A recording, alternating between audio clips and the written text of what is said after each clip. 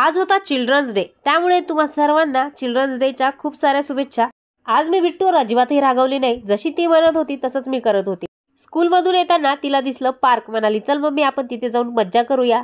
अर्धा पाऊण तास तिथे बिट्टूने खेळण्यामध्ये लावला। घरी आल्यानंतर धपाटे बनवले, जे रात्री वांगे बटाट्याची भाजी उरली होती त्यामध्ये थोडंसं पीठ वगैरे मिक्स करून धपाटे बनवले। बिट्टूला चिप्स पण तळून दिल्या। त्यानंतर मी अजिबातही शूट केला नाही। विचार सुरू होता मुलांसाठी काहीतरी घरी बनवा, पण मला तर खूप आळस आला होता।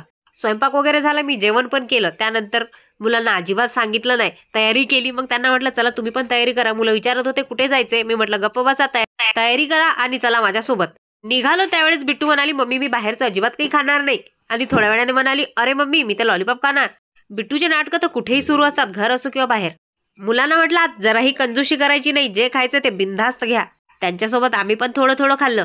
बिट्टूचं तर एवढं काही नसतं खाण्यापिण्याचं, ती बाहेर आली ना की बाहेर आल्यानंतरच खूप खुश होते। पण आरू खूप खुश होता, कारण की सर्व ऑर्डर आरूच्याच आवडीच्या केलेल्या। यावेळेस मी नवीन नवीन ट्राय केलं, एका ठिकाणी अजिबात खाल्लं नाही, या ठिकाणावर एक आयटम त्या ठिकाणावर 2 आयटम असं।